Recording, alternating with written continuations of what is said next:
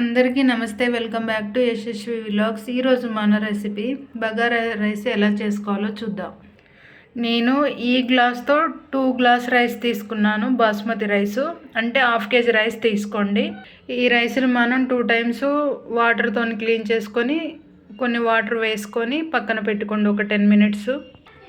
ఆ తర్వాత మనం కొత్తిమీర, పుదీనా, ఉల్లిగడ్డ, పచ్చిమిర్చి శుభ్రంగా నీళ్ళతో క్లీన్ చేసుకొని ఈ విధంగా కట్ చేసి పక్కన పెట్టుకోండి. మనకు బగారా రైస్ ప్రిపేర్ చేయడానికి బగారా ఆకు, దాల్చిన చెక్క, లవంగం, జీలకర్ర ఇవన్నీ కొంచెం కొంచెంగా తీసుకోండి. నెక్స్ట్ మనం ప్రాసెస్లోకి వెళ్దాం. ముందుగా స్టవ్ ఆన్ చేసి గిన్నె పెట్టుకోండి. మనకి ఇప్పుడు గిన్నె వేడైంది.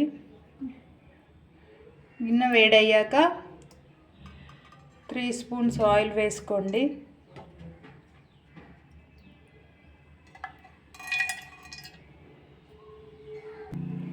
ఇప్పుడు మనకు ఆయిల్ వేడైంది.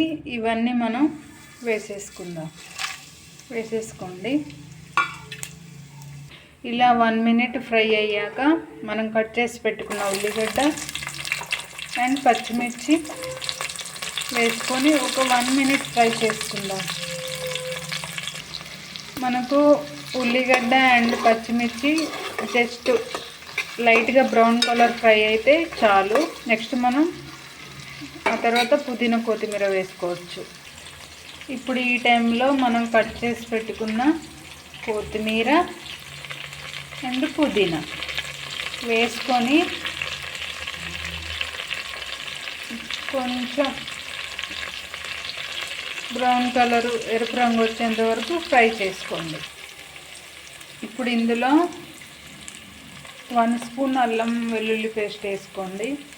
వేసుకొని పచ్చి వాసన పోయేంత వరకు ఫ్రై చేసుకుంటే చాలు.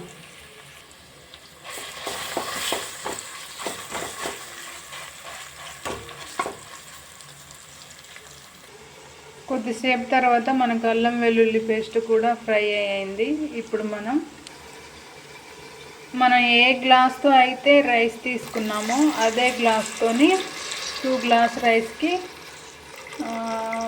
3 గ్లాసుల వాటర్ వేసుకోండి.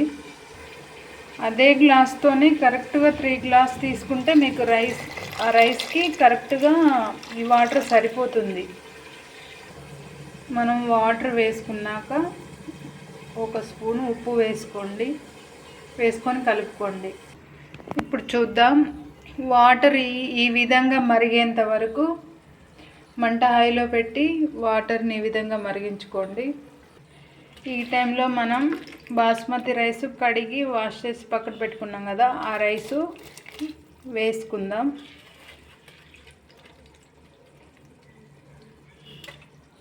రైస్ వేసుకొని ఒకసారి కలుపుకొని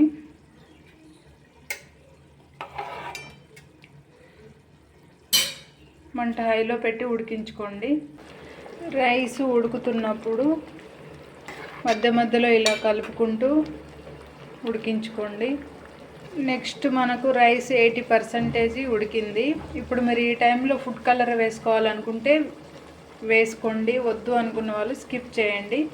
ఇప్పుడు మూత పెట్టి మంట మీడియంలో పెట్టి ఉడికించుకుందాం. 2 minutes తర్వాత మూత తీసుకుందాం. Okay, rice ready. Stove off చేసుకోండి.